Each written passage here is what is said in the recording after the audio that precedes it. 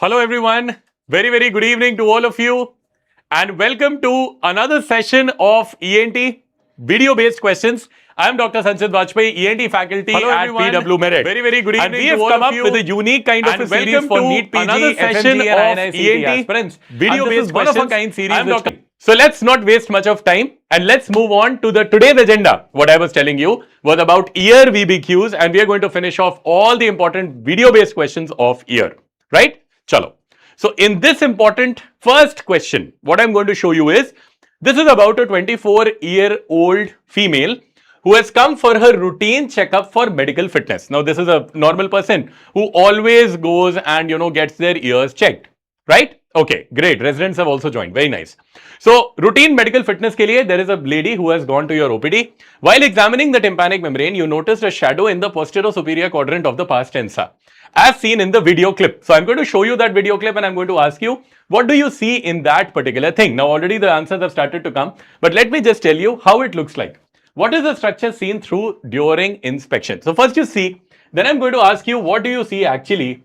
And this is about a normal tympanic membrane, because before we move on to diseases, I want you to show the important structures that we see in normal people first, correct? So this is the otoendoscopy. Otoendoscopy means I'm taking an endoscope inside the ear canal. And what do you see? I am retracting the pinna backward, upward and laterally. Dekho, I have retracted the pinna backward, upward and lateral.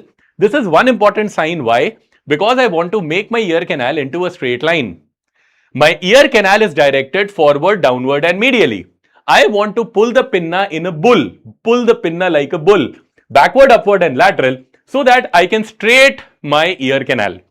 Now, once I go inside this ear canal, you can see this is a cartilaginous part containing hair. This is the bony part which does not have hair. And you see a semi-translucent tympanic membrane coming up. Now see what are the important things that you can see over here. Okay, I'm just going to pause this video for a while so that I want you to show what exactly things you can see over in this tympanic membrane. And let's first figure out that. Now, when I see this tympanic membrane, first of all, I need you all to understand which side is this. Is it the right side or is it the left side? That is my first important thing. That is for you to identify which side tympanic membrane a question can come. My first and foremost thumb rule is, if the tympanic membrane is tilted towards the right, it is right side. If they are showing you any tympanic membrane tilted towards the left, it is left side. Very simple and straight. So this looks tilted towards the right. So if I can say this tympanic membrane is somewhat tilted towards the right like this, so it is right, right?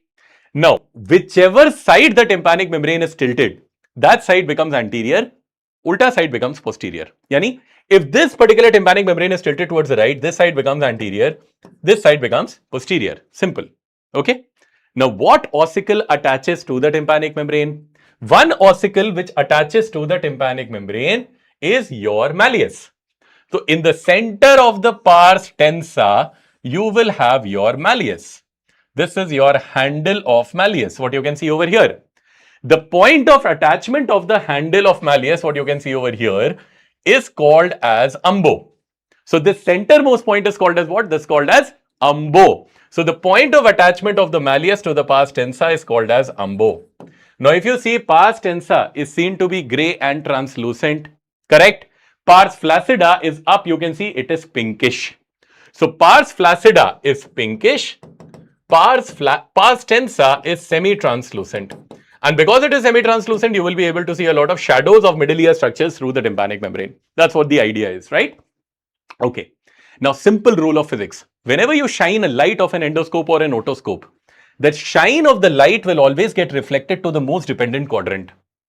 Again, when you shine the light of an otoscope or endoscope, the light will shine in the most dependent quadrant, correct?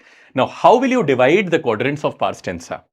If you draw one imaginary line along the handle of malleus and another imaginary line perpendicular to it passing through the umbo, you can divide your pars tensa into 4 quadrants, correct? This is your antero-superior quadrant, this is antero-inferior quadrant, this is postero-inferior, this is postero-superior. Okay, fine, following? Now my question is, what shadows do you see of normal middle ear structures through in these quadrants? If you see, you can see something blackish behind the antero-superior, something black around here. This is the shadow of eustachian tube because eustachian tube contains air and eustachian tube is right behind this anterosuperior quadrant. So if I take this out, I'll see my anterior wall of middle ear and I'll see my eustachian tube opening. Okay, that's point number one. Point number two. I told you when you're shining your light of the otoscope or endoscope, it will get reflected in the most dependent quadrant. What is your most dependent quadrant? सबसे dependent quadrant कौन सा है? It is your anteroinferior quadrant क्योंकि this is the way in which it is tilted. So this is the point where it will get reflected and this is called as a cone of light. Can you see? A cone shaped light getting formed. So question 1 that comes in your paper is, which is the most important quadrant where you will find the cone of light? Answer is anteroinferior always. Because it is the most dependent quadrant. Simple, right? Now, what else shadow can you see? Can you see this shadow over here? This whitish shadow over here. This is the shadow of incudostapedial joint. This is the shadow of incudostapedial joint, which you can see as a reflection out of your pars tensa. Now, because this is the shadow of incudostapedial joint, any disease which happens in the posterosuperior quadrant is always regarded as an unsafe disease. Why? Because you have got what? You have got an important ossicle over there, and that ossicle is what? That's called as incudostapedial joint shadow. And that's what is important for you to understand, that this is why this is the most unsafe quadrant of your pars tensa. Because if this goes, there will be ossicular instability. That's why when we say cholesteatomas occur in posterosuperior quadrant, they are the most unsafe there. Why? Because they will impede this ossicular function and that will cause conductive hearing loss. Okay, fine. So I'm going to show you the video again. Now just follow the video, what we have done. Same way, anteroinferior cone of light. This is your handle of the malleus, umbo, eustachian tube shadow, posterior quadrant, and over here you see your incudostapedial joint shadow. Upper part pars flaccida, lower part pars tensa. Correct? So this is what exactly your pars tensa looks like. Now, this is what the first question was that I asked you, which among the following is present over in the posterosuperior quadrant? Right? So this was about a lady who came for a normal examination. And what do you see in the posterosuperior quadrant in the video? So your answer should have been, it is always the incudostapedial joint, which we will see over in the posterosuperior quadrant. It is the most unsafe quadrant of the pars tensa. Why? Because it contains the IS joint. I hope you guys are following me. I hope you guys are understanding what I am telling you, right? And this follows our first important question. What exactly you understand from the normal tympanic membrane? Answer would be B. Okay? Chalo. Very good. Now we move on to the further aspects, and to understand about the further questions, I move on to my next question, that is question number 2. Now in question number 2, I have a 65-year-old male who has presented to the emergency and he has a history of polytrauma, multiple traumas over the body after an alleged history of assault. So somebody had assaulted the 65-year-old gentleman and he ended up into your emergency.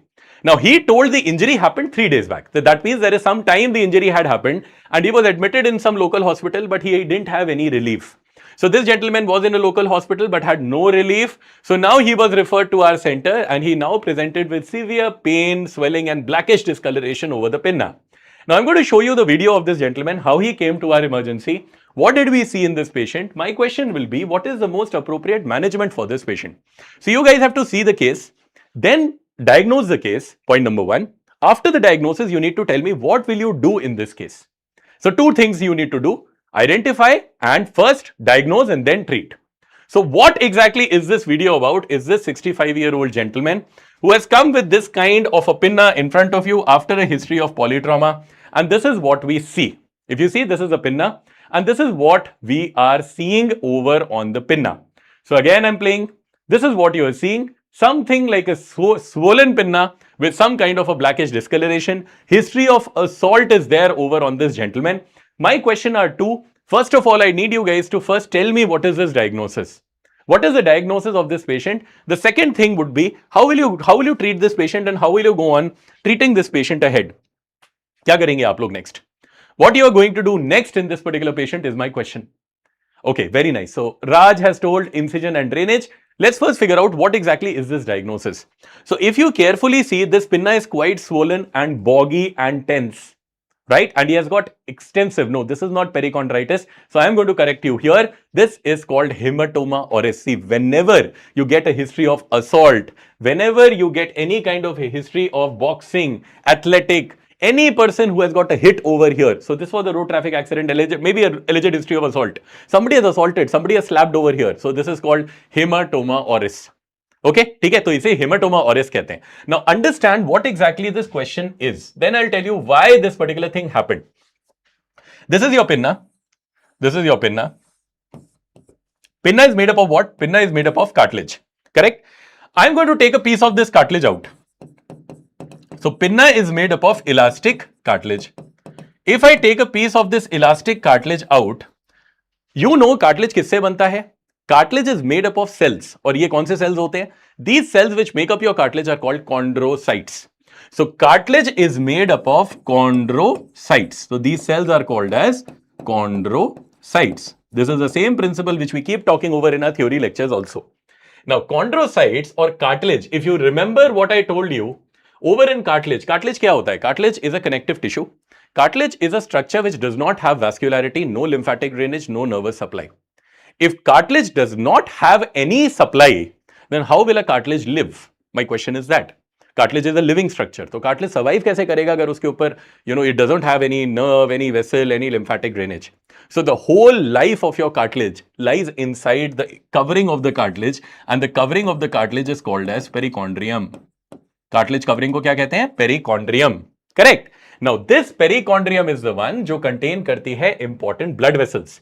यानी जितनी भी important blood vessels हैं, they are importantly present inside the perichondrium, right? And this perichondrium is sending their oxygen to these chondrocytes to live by the process of diffusion. So by the principle of diffusion, they are sending out all the oxygen to these chondrocytes, and our cartilage is living. यानी अगर मैं आपसे पूछूं, the one thing that is making your cartilage live is what? That is your perichondrium. If I strip the cartilage of the perichondrium, your cartilage is dead. It is necrosed. ये important चीज है to understand why that black color is important there. I'll tell you now. तो हुआ क्या? What happened in this person? Somebody hit or slapped him from the right side. He got hit over the pinna. Obviously, perichondrium contains blood vessels. तो ये perichondrium के blood vessels got injured. Now, when they got injured, what is the next step that happened? This perichondrium underwent injury, and this particular cartilage started getting away from the overlying perichondrium.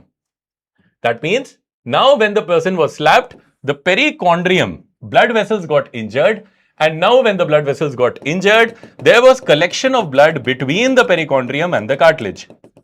If there is collection of blood between the perichondrium and cartilage, in simple words, what exactly that will lead to?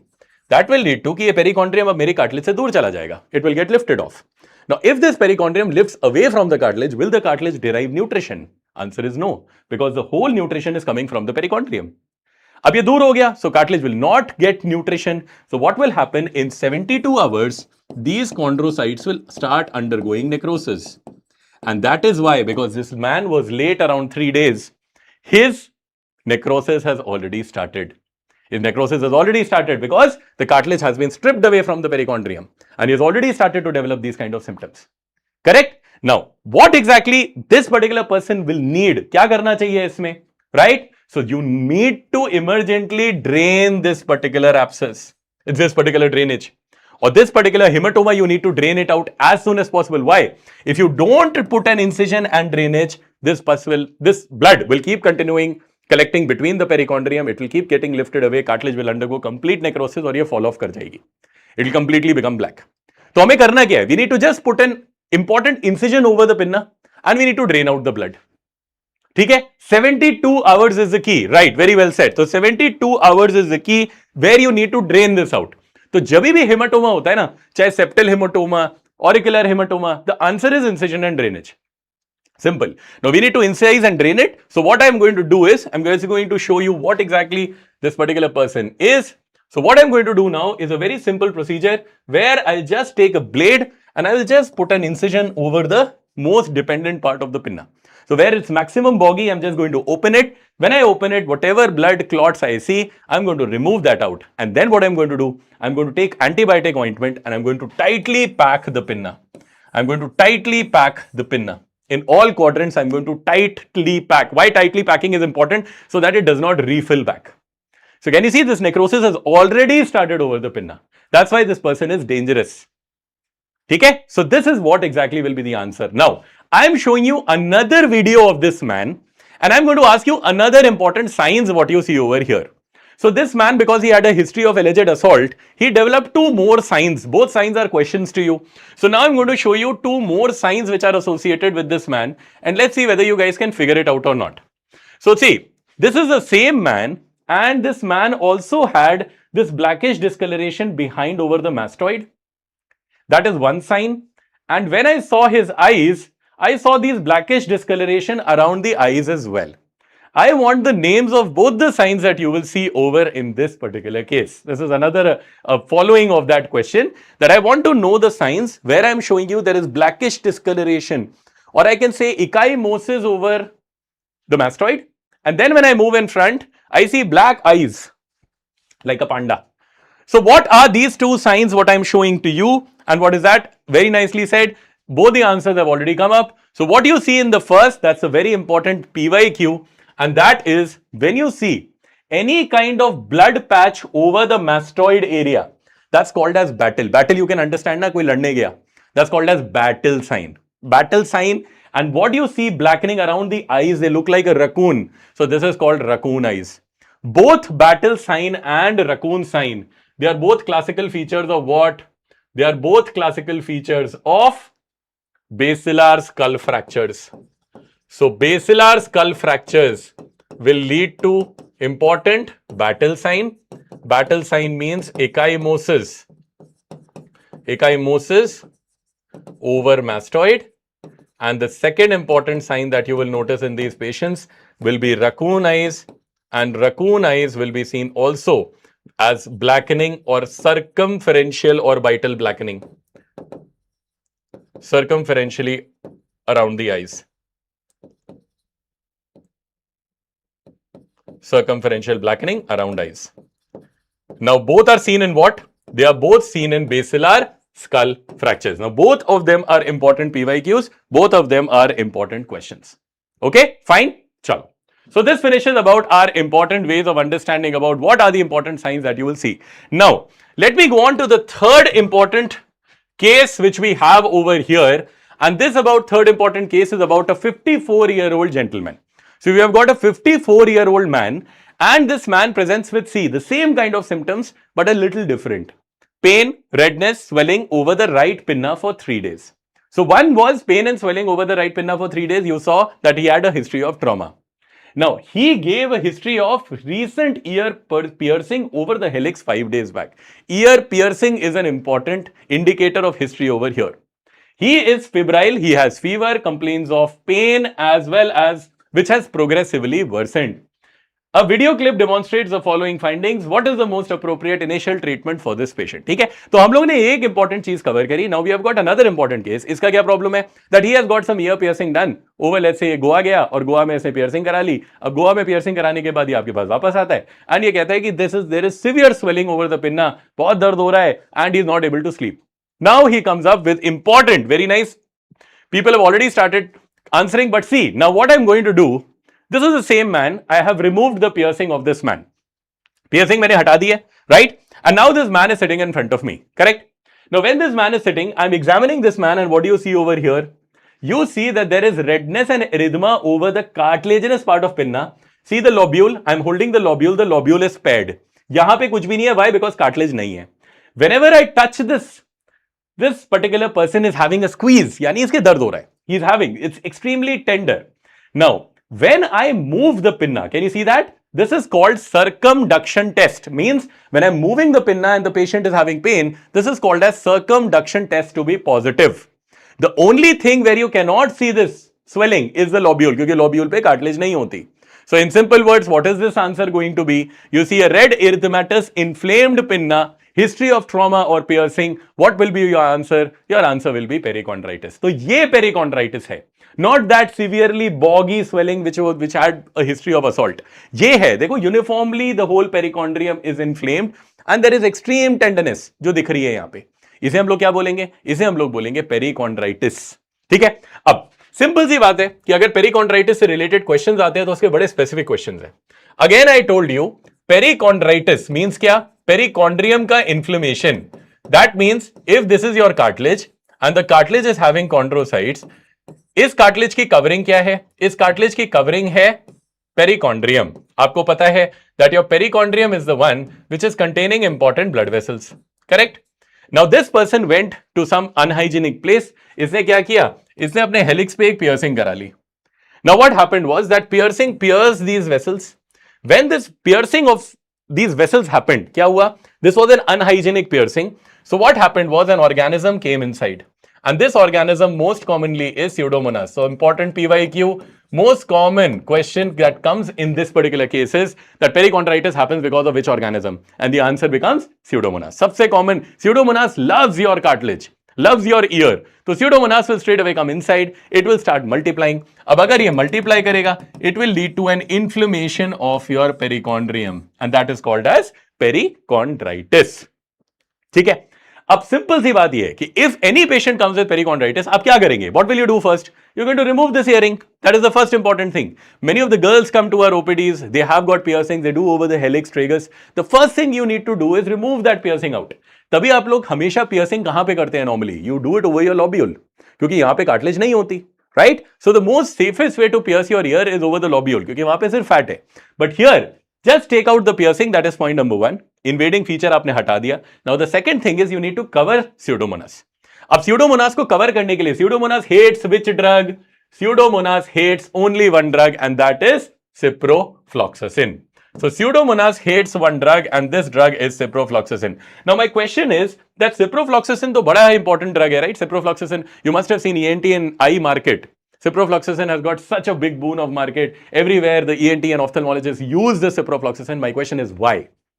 Why it is the most potent drug in the market as far as Pseudomonas is concerned? So this is the most potent anti-pseudomonal activity.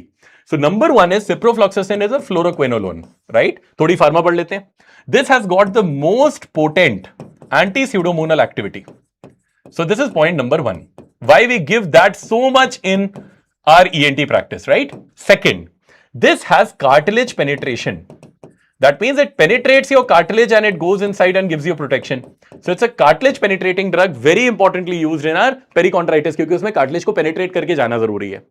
Third important reason is, if I ask you how is it inhibiting why is ciprofloxacin utilized in Pseudomonas? क्या करेगा ये जाके अंदर? So it is going to inhibit DNA replication. And why it is going to inhibit DNA replication? This drug is a DNA gyrase inhibitor and a topoisomerase 4 inhibitor.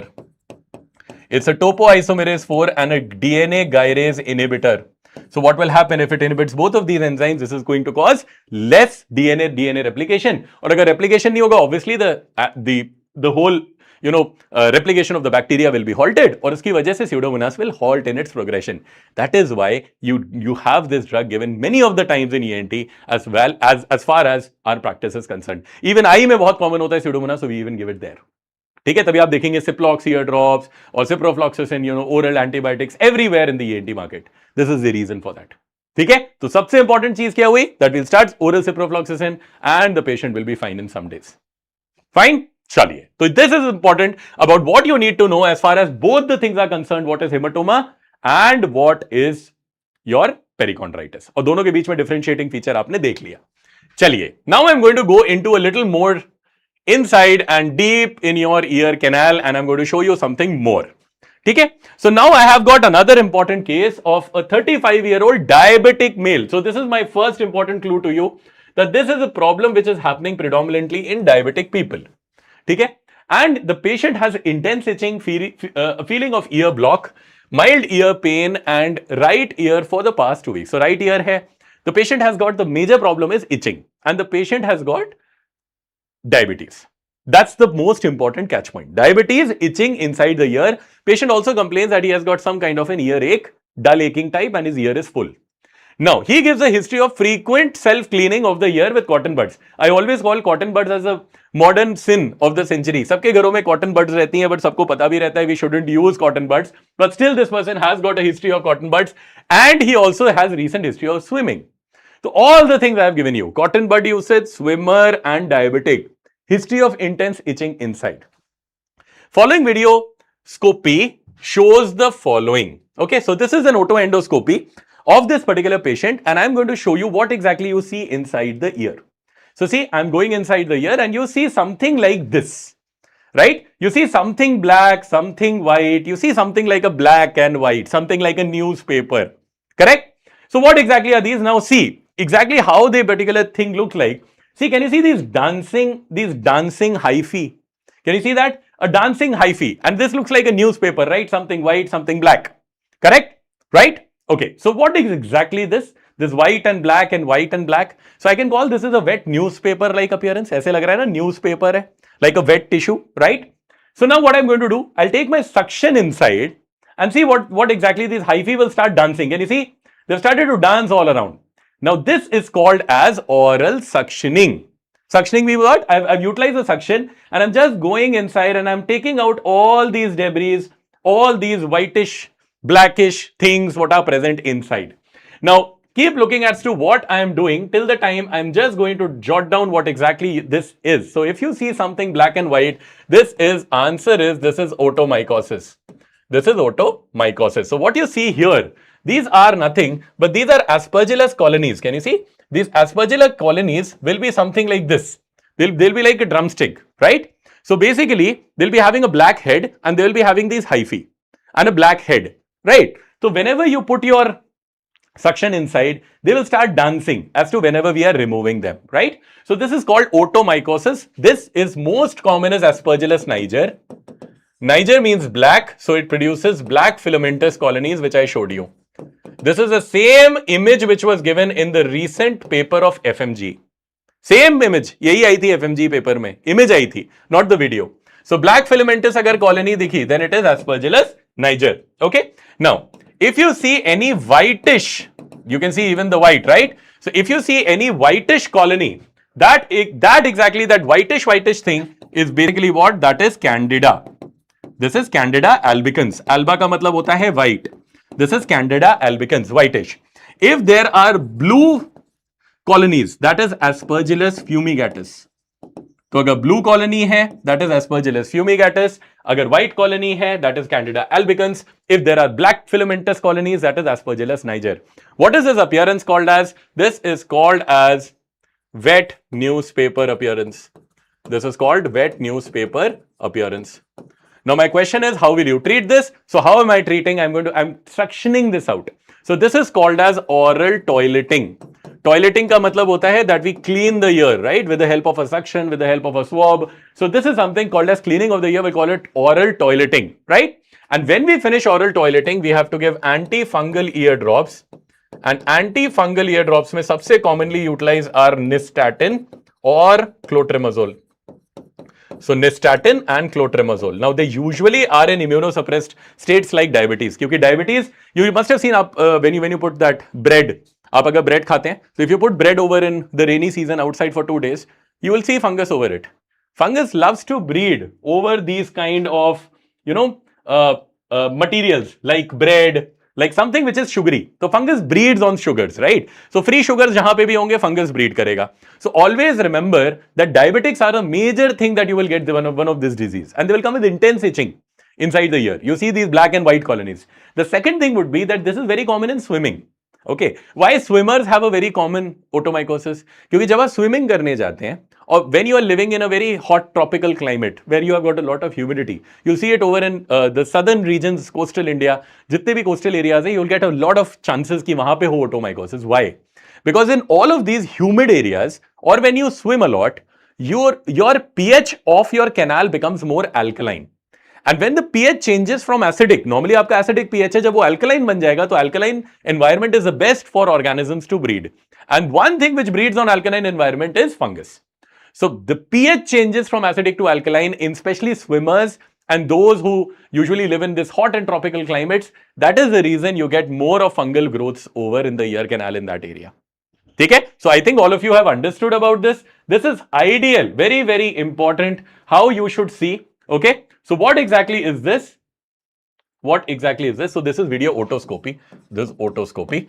Now this will be what? Never ever give it oral से. Oral में कोई मतलब नहीं है देने का, right? The only thing that we need to do is we need to start on clotrimazole ear drops. But before that, the best treatment becomes clean the ear. You need to remove the fungus in order to let those drops function. तो सबसे पहली चीज हमेशा oral toileting होती है, and then there is topical clotrimazole followed by nystatin if required. अगर इससे ठीक नहीं होता है, then only in those cases we switch to oral antifungals. If you don't get it, then we switch to oral antifungals, which is usually fluconazole and itraconazole.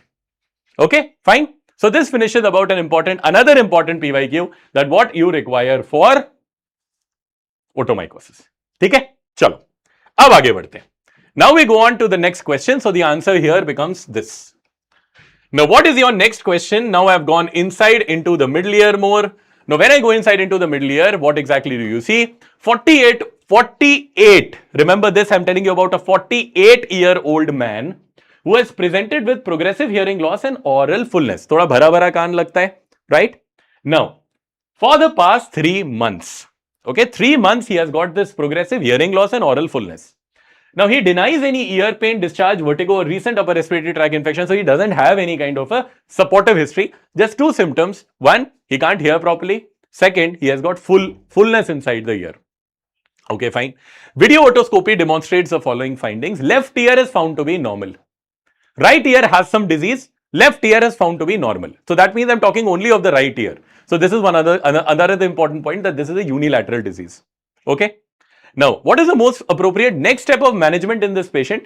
So, I am just showing you the options. Okay. See the options A, B, C, D.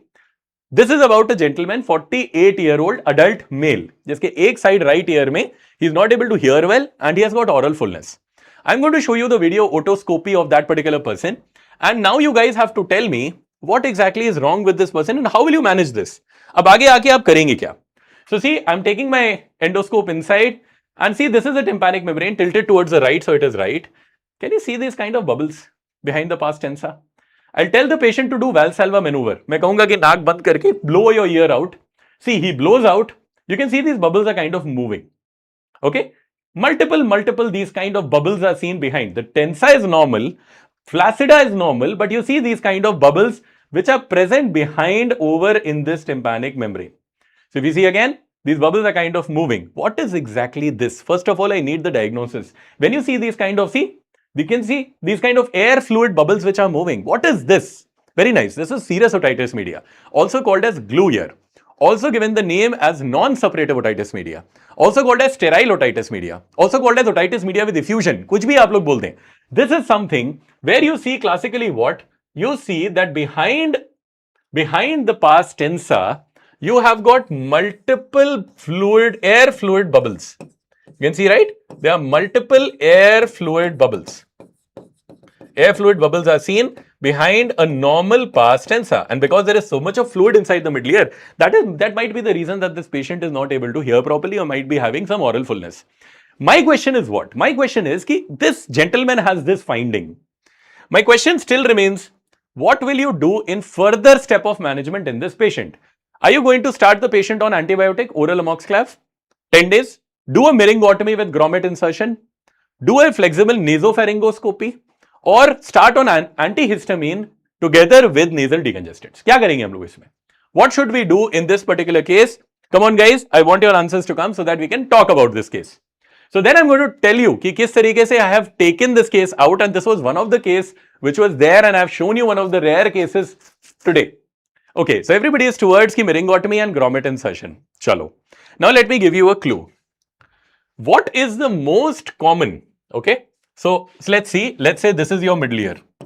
This is your middle ear. Okay. This is the anterior wall of middle ear. Anterior wall of middle ear contains eustachian tube opening, and the eustachian tube opens on the other side in your nasopharynx. दो opening होती है. One is bony and one is cartilaginous. Correct? Bony opening is here. This is your cartilaginous opening, which is opening in your nasopharynx. Correct? That's my second point. Number 1 is, this is a unilateral disease. Okay? Half of ENT surgeons. I'm telling you what happened with this case. This case came to me after quite a long time. He came after, some 3-4 months of struggling with this, and this was his only symptom. Right? Now, what exactly you need to understand, number 1 point is that in order for this fluid to develop inside the middle ear, eustachian tube has to be blocked. How will eustachian tube get blocked? Eustachian tube can only get blocked if there is some mass present inside the nasopharynx. Following? If you block the eustachian tube, fluid will start collecting inside the middle ear. Correct? This fluid collection only can happen when your eustachian tube is blocked. Now, the most common reason for blockage of eustachian tube in children is which pathology in the nasopharynx? Adenoid. In child, you get a simple adenoid hypertrophy, and these adenoids are there in every child. So when they grow big, they cross over the eustachian tube orifice, they close the tube, and everything starts to fill up inside your middle ear. So in adenoid hypertrophy, usually you get otitis media with effusion. But in children, both the side adenoids will be involving. Adenoid is a huge tissue. So both the eustachian tube will be involved. So in cases of children, there is bilateral serous otitis media. And the most common cause of eustachian tube obstruction becomes adenoid. What I have told you, this is a right ear disease. Left ear is absolutely normal. And this patient is a 48-year-old man. So can a 48-year-old man have potential adenoid? No, he cannot have. The only one thing he can have in the nasopharynx is nasopharyngeal carcinoma. Nasopharyngeal carcinoma is one of the most common causes of producing unilateral serous otitis media. So, अगर मैंने बोला 48, so your answer should be simple. I will want to check why this particular serous otitis media is happening first of all. And this is what happened in this case. When I did a nasopharyngoscopy, it was a stage 4 nasopharyngeal carcinoma. Nasopharyngeal carcinomas are very hidden tumors. उनके सिर्फ दो signs होते हैं. If you see any adult coming with unilateral OME, NPC, always remember that. And if you see anyone coming with painless cervical lymphadenopathy, NPC, 75% of the NPC cases don't end up with nasopharyngeal complaints. They come with only two complaints. Both are questions for you. One, painless cervical lymphadenopathy. अगर कोई भी आया, 75% of the times it is NPC associated. क्योंकि ये बहुत छोटा tumour होता है. It occurs in the fossa of Rosenmuller. Fossa of Rosenmuller is an important three-dimensional space present behind your eustachian tube. So यहाँ से start होता है and it comes over in the nasopharynx. So it blocks. So remember, this is a unilateral OME case. And the answer would be NPC. So you need to nothing. Don't put any grommet or anything. And I'm telling you, he was counseled for grommet insertion. But the answer was what? The answer lied in where it is. You need to do a flexible nasopharyngoscopy, see the finding, and obviously when nasopharyngeal carcinoma confirm ho gaya, so what will be the management for this nasopharyngeal carcinoma? Now tell me the next important MCQ. What is the management strategy? The management strategy for nasopharyngeal carcinoma is concurrent chemoradiation. This is the management strategy. This is also another PYQ. कि क्या करेंगे? You will always send nasopharyngeal carcinoma cases for concurrent chemoradiation. Correct? Fine. So these are the important PYQs. Unilateral SOM, painless cervical lymphadenopathy. What will you send them for? CCRT, concurrent chemoradiation. Because that is one area which we cannot resect out properly and reconstruct. That's the reason we send it here. Okay? Fine. Good. You guys are enjoying? Good. So this is what fills up, with a lot of understanding about diseases. Sabhi मैं कहता हूँ, understanding is more important than learning stuff. Even if you take 2 days extra, doesn't matter. Chalo. Now we have got, so see the age and keep following. Now we have got a next question, question number 6. This is about a 6-year-old boy. He's brought to the ENT outpatient department with a history of high-grade fever, severe right ear pain, and irritability for 3 days. Now, obviously, any child who has got severe ear pain, fever, they will be very, very agitated and irritable. So this child has come to you. Now, there is only 2 or 3 things which the children have and they will cry. One of the things is this, okay? His parents report that the pain dramatically reduced overnight after the onset of purulent ear discharge.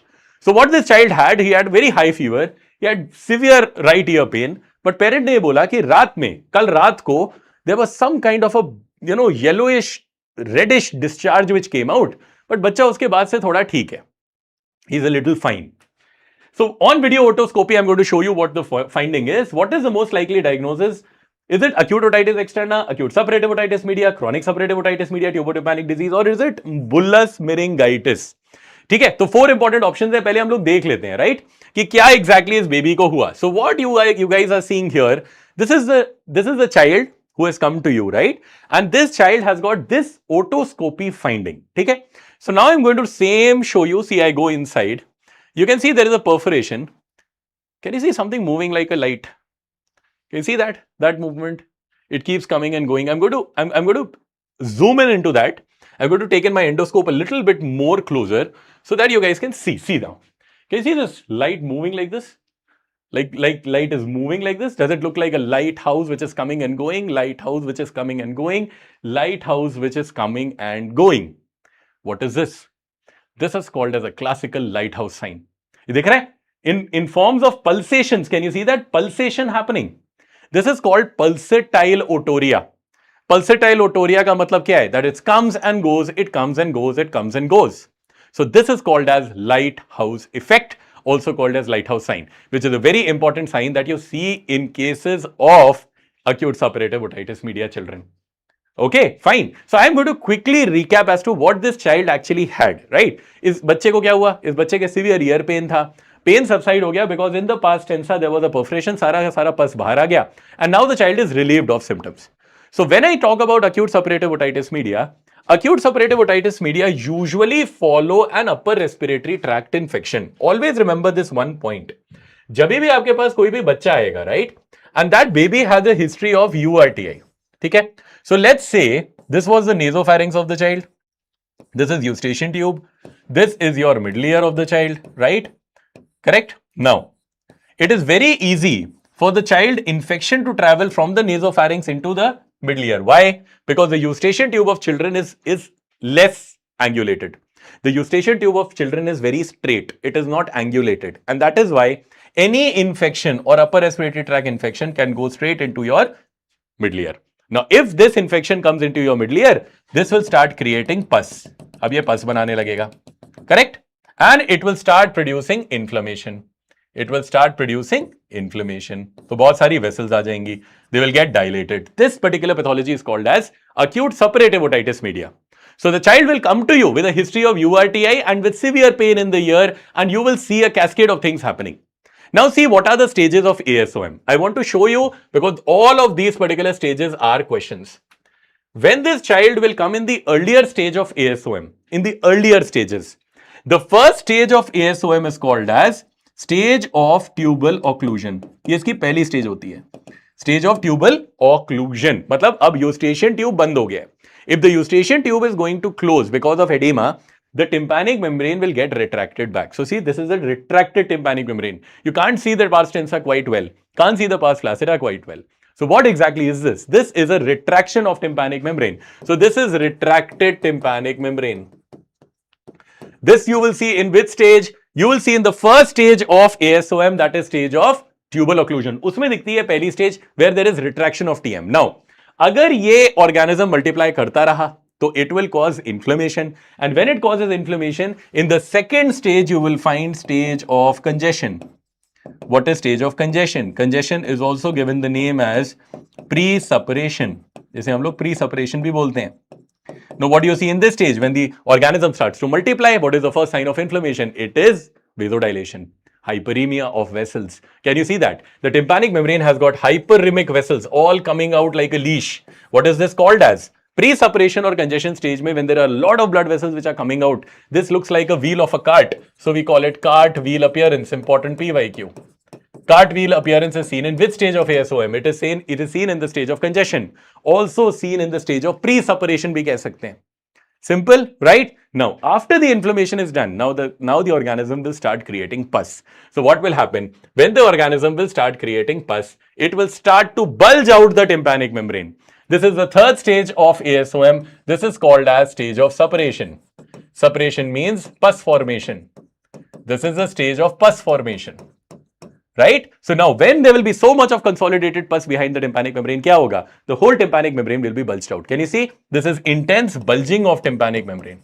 Now this is the stage in which the patient will have maximum symptoms. Maximum symptoms matlab patient will have severe ear pain, patient will have severe fever, very high grade fever. Patient will not be, normally sitting. They will be agitated, they will be toxic, they will be irritable. They will have oral fullness and hearing loss. Kuch sunai nahi dega. And this is the point where they can enter into complications as well. हो सकता है febrile seizures आ जाए. Remember, in pediatrics, if you get a febrile seizure case, febrile seizures का one of the commonest reasons is ASOM. Because बच्चों का eustachian tube सीधा होता है. So that is the reason. Very commonly, child will always touch the ear like this. Children will once say, I have ASOM. Children will keep touching their ear like this, and this touching indicates something is wrong with the ear. That's why all pediatricians send in febrile seizures to ENT surgeons just to rule out any ear problem. Okay, so this is something which is called a stage of suppuration. Now, you can see one thing. Puri pars tensa is come out, except for one point, which is the umbo. And why umbo? Because malleus attaches to this point of the pars tensa, and this point where it is attaching, ye umbo hai. And umbo is the point where you have maximum convexity. अब यहां पे क्योंकि पीछे there is a bone attaching, you can't push the bone out, right? So the only area which will not get bulged out because there is your ossicle attaching behind is the umbo. The only area which will not come out is the umbo. Rest all the pars tensa will be bulged out. तो इसे हम क्या कहते हैं? We call this as a dimple sign. ये एक dimple की तरह दिखता है. We call it as dimple sign or dimpling of the pars tensa in the center. Simple. क्योंकि इसके पीछे malleus attach हो रही है. ये हमने देखा भी था. Normal. Okay, fine. Now, if you don't interrupt here, या तो आप interrupt कर जाए and you give some antibiotic and the patient will get resolved. Resolved मतलब resolution. ठीक हो गया patient. That you gave antibiotics, you gave some kind of nasal decongestant, antihistamines, patient became fine. That's called a stage of resolution. अगर आपने treat नहीं किया, if your treatment is not working, then the body will treat on its own. It can't hold so much of fluid, can't hold so much of bacteria. It needs to push them out. If it needs to push them out, it will enter into the fourth stage called as stage of resolution.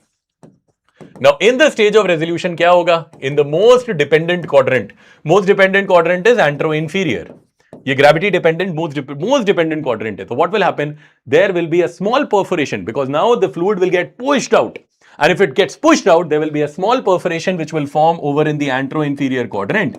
And this small perforation ke through kya hoga? You will see that lots and lots of discharge is coming out through the antero-inferior quadrant. And this discharge will be thrown out. It will come and go, come and go, come and go, like pulsations.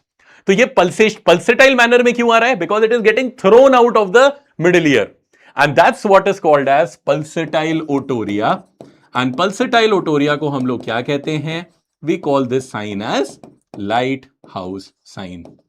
तो अगर आपसे मैं पूछूं lighthouse sign is seen in which stage? Lighthouse sign is seen in stage of resolution. When there is a perforation which forms in the most dependent quadrant and all the discharge gets blown out. So that's what you are seeing over there, that when you shine your light of the otoscope, you will see pulsations and pulsatile form of otorrhea which is coming out and thrown by the middle ear, and this is called as lighthouse sign, and we are seeing the perforation form in the stage of resolution, and it's moving with your light of the otoscope or your endoscope. This is called as classical lighthouse. Now always remember, agar ye hua, never ever give eardrops. This is the biggest problem which happens all in our throughout the country. एक चीज मैं आपको बताता हूं, ear drops is only given in one case, that is CSOM, या फिर अगर किसी के ओटोमाइकोसिस है. ASOM में कभी ईयर ड्रॉप्स नहीं देते. The reason being what? If you add on eardrops through this small perforation, the eardrop will never let this perforation heal. Point number one. Second, if you put eardrops, this perforation will become bigger in size. Never ever give eardrops in ASOM cases. Please remember that critically. The only thing that you need to do is control infection. आपको pulsatile otorrhea कम करना है, infection control करना है. What do you need to do? Start the patient on oral antibiotics. Simple. Start the patient on oral antibiotics. So the answer would be that this particular patient is a patient of acute suppurative otitis media in the stage of resolution. तो ये इसका answer हो गया. This is in the stage of resolution. और क्यों? क्योंकि उसके सारे symptoms ठीक हो गए. Because the discharge has come out. So what will we manage in this case? The management should be number one. You have to keep ear dry. Don't let water enter inside the ear because the perforation will become bigger and the infection will not heal. Second, you need to start the patient on oral antibiotics. This is critically important. Very, very important. You give amoxiclav to the patient, cephalosporins to the patient for 7 to 10 days, patient will be fine. अब क्या होता है? Because these perforations are very, very small. These perforations are going to heal on their own. Very nice. They are going to heal on their own. So when they are going to heal on their own, what is going to happen? That's called as spontaneous recovery. Spontaneously your tympanic membrane healed. Right? अगर वो spontaneously heal नहीं करेगा, then definitely it will become a problem. ठीक है, fine. So this is what exactly is the whole treatment of ASOM. ठीक है, fine. चलो. So this is something what you need to know as far as two important conditions are concerned. What is the sign of OME and what is the sign of ASOM? चलिए, अब आगे बढ़ते हैं. Now we move on to question number 7. This is about a 38-year-old woman who presented with complaints which is shown in the video clip for the past 24 hours. So I'm going to show you a woman who has come to our OPD and she is having that kind of symptoms which I show you over the past 24 hours. She has no history of trauma, vesicular eruptions or previous similar episode. Nothing is there. What is the most appropriate initial management for this lady? Is it oral acyclovir, prednisolone, immediate facial nerve decompression or intravenous ceftriaxone with mastoid exploration? So first let me show you what exactly this lady is all about and then I'm going to come over into your treatment strategies. पहले हम लोग diagnose कर लेते हैं, right? So this is the lady who has come over to our clinic and this is what we see. Okay, first see this, what I'm showing, then I'm going to ask you what exactly this particular disease is, right? Past 24 hours, the lady is having such kind of symptoms, right? So I'm testing this lady for several functions. And when I test this lady, these are the kind of findings I get on this lady. Okay. So my question to you is number one, what is this? Second would be, what will you do? Simple, right? So let me just draw this lady's face over here. What is this? First of all, what is your diagnosis? Let me first figure out that. So let's say this is the lady's face. Okay. These are the eyes. These are the eyes. This is the nose. And let's say this is a lip. Okay, fine. So what is this? Okay, what exactly is this? Right? What exactly is this? What is this? Okay, what is this important thing that you are seeing over on this lady? Let me show it to you again. So this is the lady. Again, you see this? She's not able to put her eyebrows up. When she is closing her eyes are kind of rolling up. You have some kind of flattening of nasolabial fold. When she shows her teeth, it's kind of not having it's a very asymmetric smile and this area is completely flat. Very nice. This is Bell's palsy. Great. So this is something which is called as Bell's palsy, but my question is not that. I want you all to understand what this particular lady is having and what is the difference between an upper motor neuron and a lower motor neuron lesion. ये बात समझ में आनी जरूरी है कि what are the tests that I am doing over here. ठीक है. So first you need to understand one thing. What are the muscles that are present over your face, right? So what are the muscles which are present over your face? Let's integrate this clinically with anatomy and medicine together. Okay. So I want you all to feel your muscle which moves your scalp. ऐसे move करो. What is this muscle which is moving your scalp?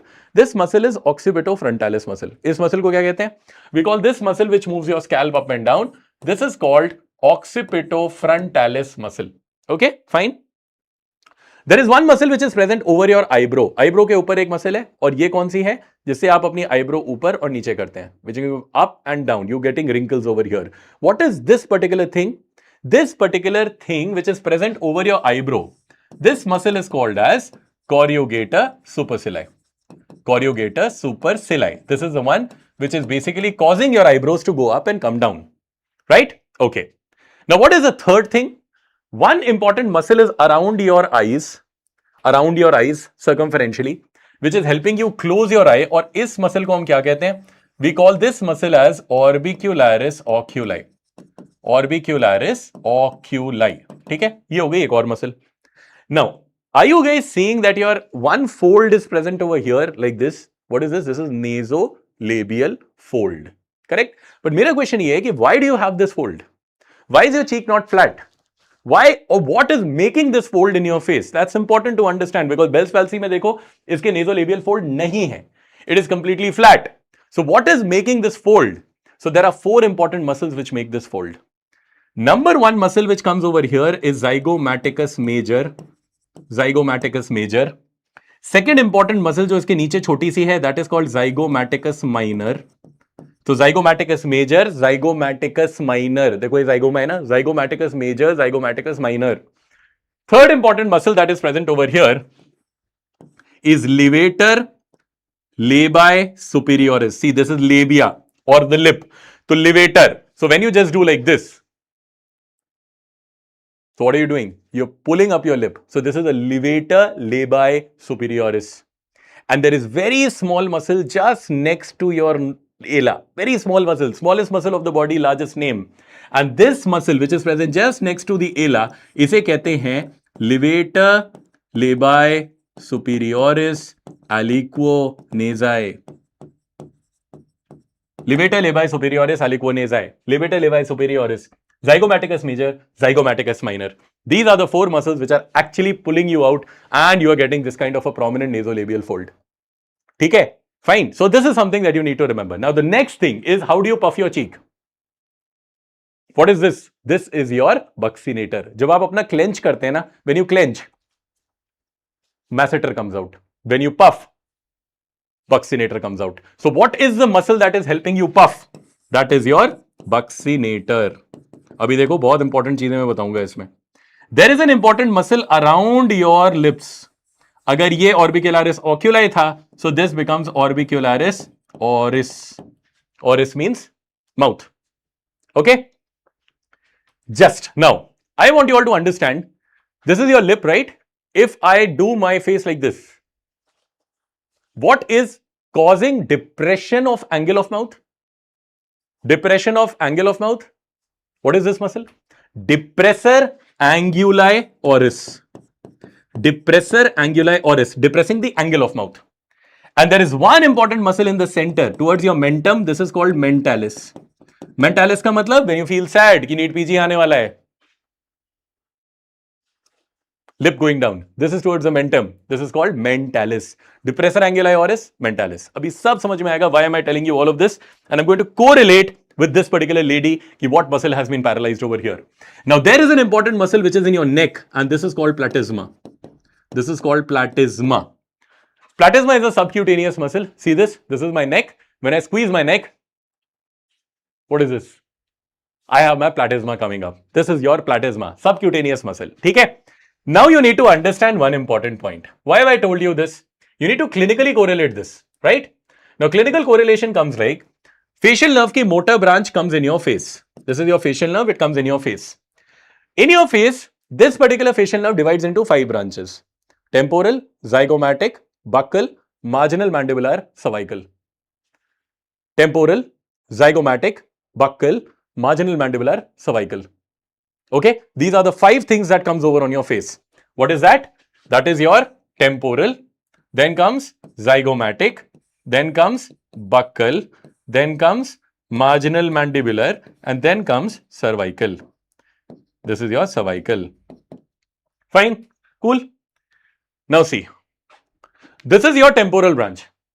Agar facial nerve palsy ho gayi, be it by any reason, so all 5 branches will go. The first branch is supplying the temporal area. This is your temporal. Temporal area matlab occipitofrontalis, and this is also going to corrugator supercilii. So what will I want to test in this lady? The first test that I want to do in this lady is just put your eyebrows up. If your temporal branch is paralyzed, this lady will never be able to wrinkle. Kyun? Kyunki occipitofrontalis and corrugator supercilii is gone. Absence of wrinkling. See carefully. See carefully in the first one. See. Can you see that? No wrinkling here. The opposite side she will be able to wrinkle. Again see. No wrinkling on this side. See. She has picked up opposite, but not on the same side. Absence of wrinkles on the same side. What is this? That means her temporal is gone. That is point number 1. Now let me come to point number 2. See this. Second is your zygomatic nerve. Now what is zygomatic nerve got to do? Zygomatic nerve will go and supply orbicularis oculi, and it will also supply the nasolabial fold important muscles. Zygomaticus major, minor, levator labii superioris, levator labii superioris, aliquonasae, ये सारी की सारी muscles को supply करती है. If zygomatic is paralyzed, what will you get? This patient will have a flat face. ये सारा nasolabial fold is gone. See this? Completely no nasolabial crease. Completely a flat face. Zygomatic not working. That is your second sign. But I want to confirm whether the eye muscle is working. Orbicularis oculi is working or not. What will I tell this lady? I will just tell this lady to close her eyes. Now when I tell this lady to close her eyes, see, her eyeball rolls up. Can you see that? This up rolling of eyeball, this is called as Bell's phenomenon. ये क्या कहते हैं? What is this called as? This is called as Bell's phenomenon. Very, very important. Highlight over here. What is this? This is your Bell's phenomenon. Now remember, Bell's phenomenon क्या disease लोगों में ही होता है? No, this is a normal phenomena. This is something which is to protect your cornea. If your eyes are not shutting properly, they will get corneal abrasions. So what will your eyeball do? It will roll up to save the cornea. This is a rolling up because of incomplete closure of eyeball. Why? Because orbicularis oculi is not working. Simple.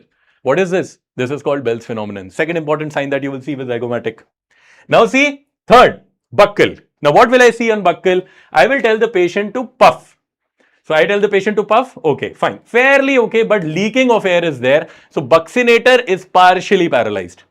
Now I tell this lady to show her teeth. Now when she shows her teeth, see a classical sign that she will not be able to smile. See this. Can you see? Completely, can you see? This side she is not able to show your teeth completely. So what is this? That means her depressor anguli oris and mentalis are not functional. And finally, she will not be able to even squeeze her neck. This is what? These are the signs of facial paralysis that you will see over on this lady. Okay, now you are understanding how this particular person comes. Now, if I tell you that this case is of Bell's paralysis, why it is that? Because the answer is that 24-hour history. Any facial palsy case, if I tell you, anything which has got any idiopathic origin, see nothing I have given you. No trauma, no vesicular eruption, no similar episodes in the past. That means this is Bell's palsy. Most common cause of facial palsy is Bell's palsy. That is point 1. This is your Bell's palsy. This is point number 1.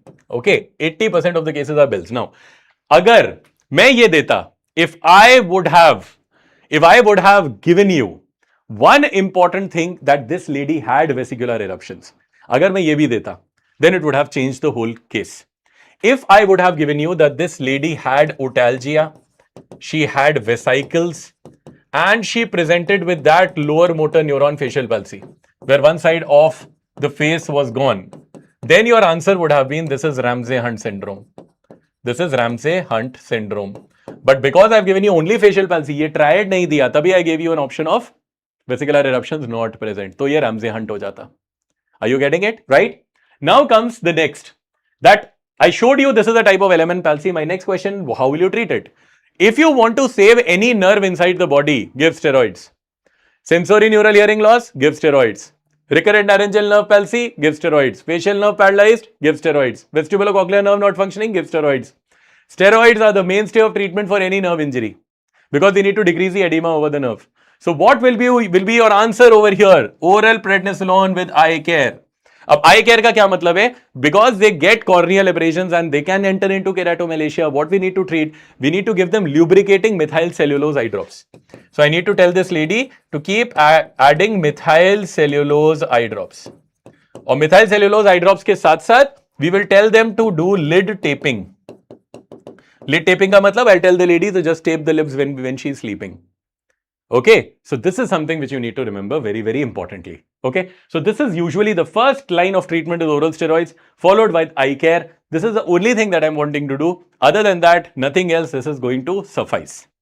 अब अगर मैं Ramsay-Hunt बोलता, then it would have been I add acyclovir also. Okay, Bell's palsy में भी हम acyclovir for 5 days दे देते हैं because many of the times we think it is because of an upper respiratory tract infection which is usually viral. But antivirals don't hold a mainstay of treatment in Bell's palsy. Mainstay of treatment still becomes steroids. But if it would have been a Ramsay-Hunt case, definitely we require acyclovir also. Okay? So that is the difference between both the management strategies and that's how we treat facial paralysis. Okay? So I hope you guys are clear. अब मैं बताता हूँ इस साल INI-CET में क्या पूछा गया. ये भी मेरा क्वेश्चन था. I did that in marathon. इस साल के INI-CET में there was a question of Melkerson-Rosenthal syndrome. So if I tell you what is Melkerson-Rosenthal syndrome, Melkerson-Rosenthal syndrome is basically a triad where you get facial palsy, you get lip edema, and you get fissured tongue. So if you get any patient, तो इस बार यही आया था, which among the following is a part of the Melkerson triad, and the answer was fissured tongue. They had not given it. So in this particular case, what you will do, if there is Melkerson-Rosenthal syndrome, they are asking MRS, then there are 3 things they will show you. 1, there will be huge edema over the lips. They will show you a tongue which is having fissures, cuts over the tongue, and there will be facial palsy. तो 3 things, facial palsy, lip oedema और fissure tongue, Melkersson Rosenthal answer है.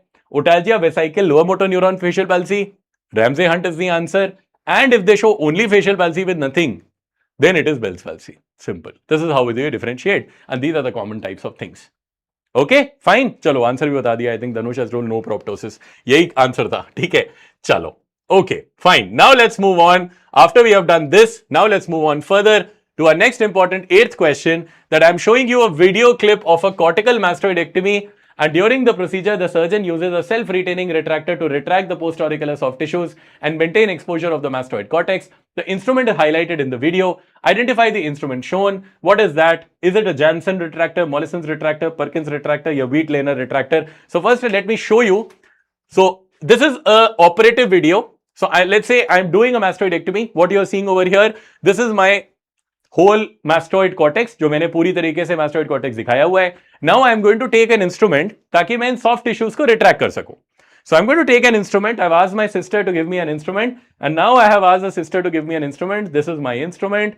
I'm showing you guys the instrument, and now I'm going to put that over to retract the soft tissues. Great.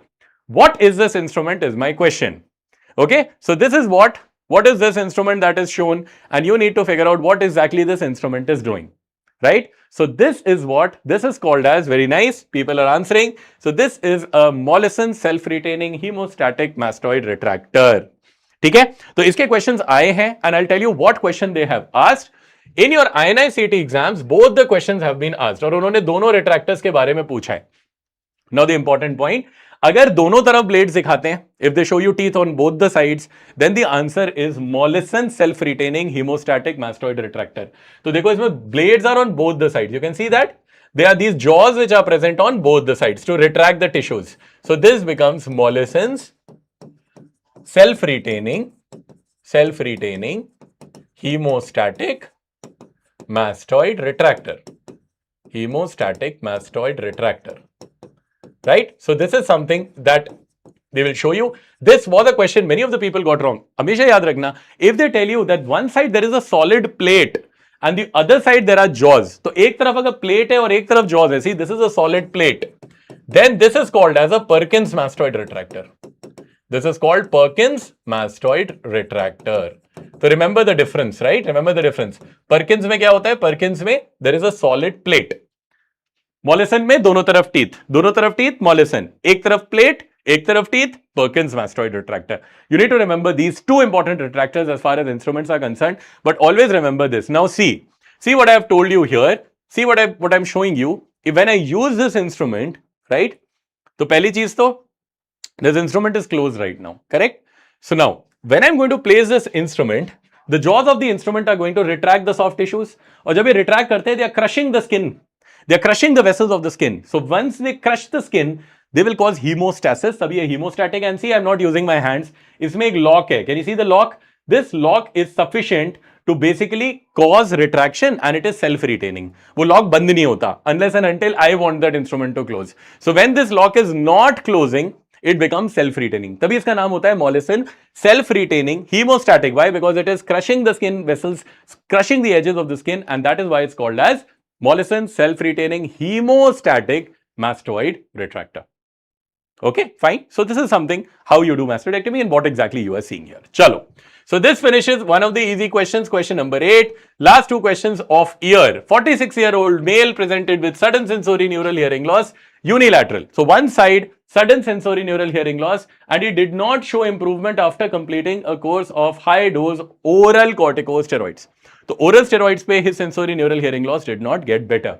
PT of the patient shows the following findings. Video clip demonstrates the next step of management shown. Identify the procedure being performed. तो मैं दिखाऊंगा आपको मैंने क्या किया. So first let me show you what is the PTA of this particular gentleman. So see this. अब मैंने आपको PTA पढ़ना हमेशा से सिखाया है. And when I teach you about PTAs, I always tell you have to look out for two things. Number one, जो भी right side का है is red in color. Right side is always red in color. And the left side is blue in color. तो blue में L आता है तो left is blue. तो ये देखो ये left है, this is your right. Correct? Now, also, I have told you one more important point, that whenever you see these kind of symbols, okay, so see the symbols that I am telling you. Whenever you see these kind of symbols, like a boy, देखो ऐसे लग रहा है ना, boy है, head and a triangle is a body, and this boy sees something like a box in front and box के ऊपर लिखा है do not touch. तो what have I told you here? Boy मतलब कहीं भी आपको अगर जीरो या सर्कल और ट्राइंगल मिलता है, this is air conduction of right side. This is right sided air conduction. तो boy means right side air conduction.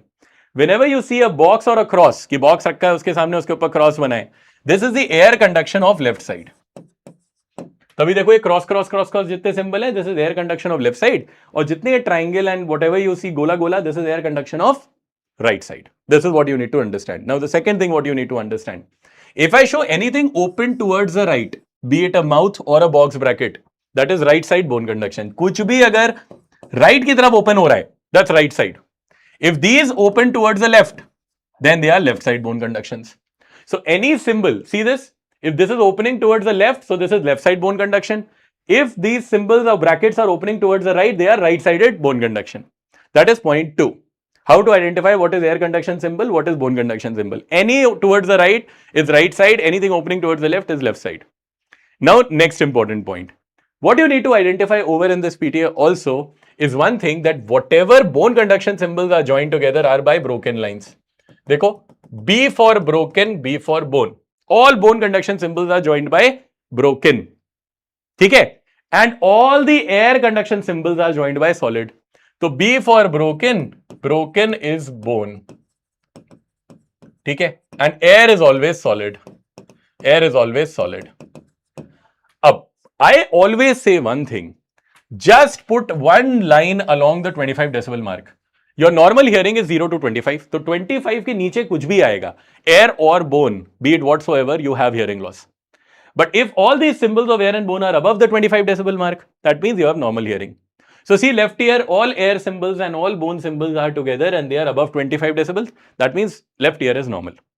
Right ear में what you are seeing? Right ear में आपको दिख रहा है that the air conduction is falling, bone conduction is also falling, and they are falling together. देखो बिल्कुल air and bone are together. Now in simple words, if air conduction falls, bone conduction falls below 25 and they fall साथ साथ, S for S, sensorineural. When you see air falling, bone falling together, they are all together. Air and bone together, साथ falling, S for S, sensorineural hearing loss. So this is what type of hearing loss? This is right-sided SNHL. This we can make out over on this particular PTA. Now, you need to carefully see the history of this patient. I've already told you that the patient has sudden sensorineural hearing loss. So we already know that there is right-sided sensorineural hearing loss. When do we cause sudden SNHL? Sudden SNHL में होता है rule of 3. Rule of 3 का मतलब, if there is any kind of SNHL which has occurred within 3 days, which is at least 30 decibels, and at least 3 frequencies are affected. 3 frequency पे more than 30 decibel loss and within 3 days. The rule of 3, sudden SNHL. That's your answer. अब देखो वहां पे क्या दिख रहा है? What are you seeing over in there? See, this is more than 30 decibel mark. So you're coming down up till 60, 70. Correct? See, 1000, 2000, 4000. 3 continuous frequencies all down. And this patient is come within 3 days of time. Let's say that. This patient is within 3 days of time. So if in 3 days this particular patient has 30 decibel and more or loss, SNHL and 3 continuous frequencies are affected, answer is sudden SNHL. Now, the first and foremost thing where most of the people got wrong in this year INI-CET. अगर आपसे ये पूछा जाए, what is the most effective treatment of this patient? तो हमेशा answer होता है oral steroids. The first line of therapy for starting any SNHL case is oral steroids. You cannot miss out on this. This is the first line therapy of people. यही सबसे अच्छा होता है, that you keep the patient on oral steroids for 21 days. Start on prednisolone, 60 mg, taper it down for 21 days. But now listen to the question again. If I say that this patient has failed on oral corticosteroids, that means I need a salvage therapy. Salvage therapy means my oral is failed. I need a second order therapy to treat this patient. Now, treatment will be what? What will be the second line of treatment? The second line of therapy will be what? The second line of therapy will be this. So now, this patient has failed on a high dose oral corticosteroid. Patient still does not have any improvement of PTA. Now I'm going to demonstrate what did I do next. So what did I do next? I took this kind of a needle. This is a 26 gauge spinal needle. जैसे आप spinal anesthesia देते हैं. So this is a 26 gauge spinal needle. So I've taken this particular needle. Okay. So I'm just showing you how this needle looks like. See, very thin, tapering. Now what I'll do is I'll bend this needle a little more. So I've bent this needle and I've filled this needle with a steroid. I filled this needle with a steroid, most commonly dexamethasone. So देखो, this is hardly 1 ml of dexamethasone, which is filled inside, and I have taken huge spinal needle, which I have attached. ठीक है, क्योंकि वो बहुत पतली होती है. They are very, very small. Now what I'm going to do is, now I'm going to take this needle, and I'm going to go, and I'm going to pierce the antero-inferior quadrant. See, this is my cone of light. This is my needle. I've taken. With an endoscope guidance, I'm going in and I've pierced the pars tensa and I'm going to fill up this particular drug inside the middle ear. So I'll show you. See, now it's filled up and completely done. Done. So it's filled.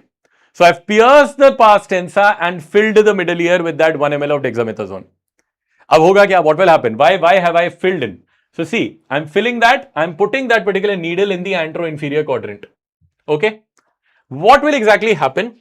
So let's say this is your pars tensa and this is your inside middle ear. Okay. Let me take a different color. Okay. I have put this needle inside and I've instilled all the drug inside the middle ear. Now there is a window inside your middle ear that's called round window. तो क्या होगा, ये सारा drug round window से absorb होगा and it will go inside into your cochlea. So all this drug will get absorb through the round window and oval window and straight away that drug is going to get delivered inside your cochlea, जहां पे hair cell का damage हो रहा है. So this is called as intratympanic steroid injections. These are called as intratympanic steroid injections and they are given as a salvage therapy. याद रखना, ये most effective नहीं है. Most of the people wrote this as intratympanic steroid as best answer. ये बहुत बढ़िया काम करते हैं. But अगर मेरे पास patient आ रहा है sudden SNHL का, why will I trouble him putting injections every week for 7 weeks? 7 हफ्ते में उसको इंजेक्शन लगाने नहीं बुलाऊंगा, because this is a procedure, right? This is something which I have to do. It's as good as poking someone's tympanic membrane. It's a painful procedure. So I won't do this as my first line of therapy. Most effective line of therapy, first line of therapy, oral steroids. Absolutely without a choice. वही देंगे. But if the oral steroid fails, then I'm going to go into second switch, that is intratympanic injections. Now these injections have been given weekly and it can be even given bi-weekly. It depends upon the patient and we have to give it for 5 to 6 cycles. So 5 to 6 cycles bi-weekly or weekly, depends upon how much the patient has lost, and that we need to give this particular person. The usual drug that we utilize is dexamethasone. It is dexamethasone. ठीक है? So this is called intratympanic steroid injection. So इसमें answer क्या होगा? What exactly will be the answer for this particular question? Let me show you. So this particular gentleman, his oral steroids have failed. So identify the procedure being performed. Intratympanic steroid injection, Myringotomy grommet, intratympanic gentamicin or transtympanic aspiration. So what is this? This is intratympanic steroid injection. Okay, Myringotomy में हम एक incision लगाते हैं. तो whenever I put an incision over the tympanic membrane, that is Myringotomy. ठीक है. When I say intratympanic gentamicin भी ऐसे ही दिया जाता है. Like I am giving this dexamethasone, but gentamicin is what? It is a vestibulotoxic drug. I can't put a vestibulotoxic drug in a case of SNHL, right? So vestibulotoxic drug हम कब डालते हैं? Intratympanic gentamicin is a therapy which is given in Meniere's disease, where you get intractable vertigo. And in that case, अगर patient ठीक नहीं हुआ, तब हम लोग intratympanic gentamicin injection करते हैं. तो यहाँ पे gentamicin has got no role because it is an SNHL case. And the next is transtympanic aspiration. I'm not aspirating any fluid. Anyways, this is not done at all. So the only answer that comes over here, it is a steroid injection given through the root. That's called as intratympanic steroid injection, most commonly dexamethasone. Okay, fine. Chalo. So ये हो गया हमारा question number 9. Now I move on to my final question of today from ear, right? And this is about again a surgery and a patient with unsafe chronic otitis media. And this particular patient undergoes a cortical mastoidectomy. Okay. Now, a video clip of the surgery is shown demonstrating the mastoid cavity after adequate drilling with the important surgical landmarks clearly visible. So, I have drilled the mastoid. I'm going to show you post-drill what I have made. Which of the following structures is the most reliable landmark for identifying a facial nerve during mastoid surgery. I have asked कि mastoid surgery में सबसे अच्छा facial landmark कौन है? Is it tegmen, mastoideum, is it sinodural angle, is it lateral semicircular canal, is it mastoid antrum? अब हमें देखना है कि कहां पे, what exactly is this? Yes, this is the last question. I have 10 VBQs for every segment. Larynx हम कर चुके हैं. This is our ear. इसके बाद हम nose में आएंगे in our next. चलो, तो पहले तो मैं आपको दिखा देता हूं कि what am I doing. So again, this is my microscope. Patient is lying down. I have performed a mastoidectomy, and this is what you see. So first you see, this is your middle ear completely exposed. जो center में ये दिख रहा है, this is your promontory. Medial wall of middle ear, you can see the malleus hanging, when tympanic membrane सब हटा दिए. This is completely gone. In order to remove the cholesteatoma, in order to remove the all the disease. तो ये middle ear है. See, the middle ear is connected to which cavity? This is your mastoid cavity. तो ये we have drilled out completely. This is what you are seeing. This is your mastoid cavity. Now see, what are the limits of mastoid? अगर मैं इस mastoid cavity को drill करूंगा, so what are the limits of mastoidectomy? पीछे mastoid के क्या होता है? You can see this blue coloured structure over here coming up. This पीछे का स्ट्रक्चर और posterior structure is your sigmoid sinus, which I am showing you here. This is your sigmoid sinus. Inferior mastoid की जहां पे tip होती है, यहां पे डायगैस्ट्रिक अटैच होती है, तो this is called digastric ridge. So what is inferior limit? This is superior, so this is dura. What I'm showing you here, this is dura. This is called as dural plate. Now, the angle between the sigmoid sinus and dura, here at this segment, this is called sinodural angle. What you see medially, this ivory colored structure, this is lateral semicircular canal. तो ये ivory colored structure is lateral semicircular canal. Don't bother, अभी मैं पूरी picture ढंग से समझाऊंगा. Now see, my instrument is going in. My instrument is going into the adytus, और adytus connect करता है into the antrum, which is there in our middle ear. So basically, what I showed you was कि ये एक mastoid cavity है, and in this mastoid cavity, I have drilled and I have opened up the mastoid somewhere like this. Right? I have labeled all the parts over here so that you guys don't bother. So this is the limits of dissection in cortical mastoidectomy. Cortical mastoidectomy का मतलब सारी तरीके से I have removed these mastoid air cells and I have gone inside to see all the important mastoid के structures. ठीक है? अब देखो, जब भी कोई cortical होती है तो क्या है? This is a middle ear. Middle ear is connected to your mastoid. Correct? I always tell that, right? In your theory lectures also. Now, middle ear is connected to your mastoid. How? That's an important point. So, this is your center, medial wall of middle ear. इसके ऊपर यहाँ पे कहीं पे आपकी tympanic membrane थी, वो tympanic membrane हटा दी गई है. Why? Because obviously there was a disease over there. Now, I'm going to put a graft. So, you can see this malleus is hanging down. Here is your incudostapedial joint, right? Which is fairly fine. Now, ये मेरा top portion of ear है, which is called attic. Okay? Attic opens by a channel, which is called as adytus, into the largest air cell of mastoid, which we have drilled and removed, that is called antrum. Antrum को हमने हटा दिया है. Now, when we drill the antrum and when we drill all the mastoid की अपनी limits होती हैं for dissection. We have to respect those limits during dissection. And why is that? Because उसमें critical structures होते हैं. तो mastoid में सबसे पीछे कौन सा sinus है? यहाँ पे. This is my mastoid. What is one sinus which is coming inside the mastoid? Anything which is posteriorly, and see it is blue in color, this is your sigmoid sinus. Correct? This is your sigmoid. Now, ये मेरा top portion of mastoid है. अगर मैं इसके ऊपर चला गया, I'll reach inside the brain. So this part, this is my top portion of mastoid, and this is called the dural plate. This is dura. The angle between the sigmoid sinus and dura, question, this is called Citylis angle. Citylis angle को sinodural angle भी बोलते हैं. We also call it sinodural angle, also called as Citylis angle. Simple. ठीक है? Now, if I tell you what is the medial limit of cortical, medial मतलब जो मैंने सारे सेल हटा दिए, तो I will see an ivory colored bone. Can you see this ivory color, white color की bone? ये कौन सी है? ये है lateral semicircular canal. So this ivory colored bone, this is my lateral semicircular canal. इसके beyond नहीं drill करना है. If I drill this, gone. आपका जो balance है यहीं से आ रहा है. So I can't drill this. When I remove, I have to be very careful with drilling. Okay? Now, what is the next thing? Is the posterior canal, see this is my posterior canal. ऐसे सोचो ना, मैंने ये drill किया है. So the part of your external auditory canal in relation to your mastoid is what? Posterior canal. क्या मैंने posterior canal drill करी? नहीं. The posterior canal is good and standing. That is why this is a type of canal wall up mastoidectomy. मैंने पूरा mastoid खोल दिया and my canal is still up. अगर मैं ये drill कर दूंगा then it will become canal wall down mastoidectomy. So this is canal wall up. तो ये कौन सी हो गई? This is cortical. देखो पूरी canal खड़ी हुई है. This is my anterior limit. What is my inferior limit? यहीं पे मेरी डायगैस्ट्रिक मसल अटैच होती है. This is called as digastric ridge. तो ये ridge है जहां पे मेरी डायगैस्ट्रिक अटैच होती है. This is my inferior limit. Okay, fine. what I want you to understand is, ये मेरी lateral canal है ना, so lateral canal के ही just medial facial nerve turns over here and comes inside and comes out of the mastoid like this. तो just मेरी lateral canal के आगे, my facial is turning and coming inside the mastoid. This turn medial to your lateral canal is called as second genu. And this is the vertical segment of facial nerve. दोनों question है. What is the most common segment of facial nerve to get injured during mastoidectomy? It is second genu. सबसे common area to get injured during mastoidectomy. Second most common area is vertical segment of facial nerve.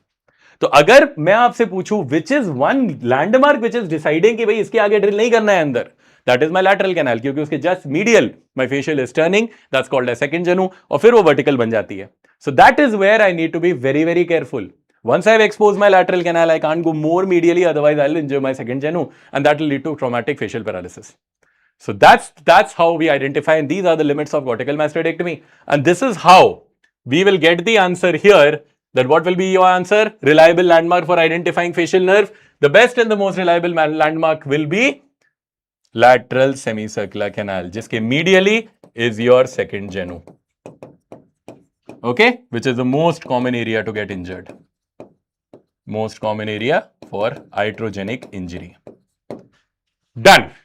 Okay. So this is how you answer, and this is how you correlate a lot of things. And this finishes our VBQ session of year. I hope you guys have enjoyed today's session. I hope you guys have taken up something from our side, right? This is how we say कि आप जितना देखेंगे उतना याद रहेगा, और जितना याद रहेगा उतना ज़्यादा आप output दे पाएंगे. So again, in the last few days of your NEET PG preparation, please don't panic at this stage.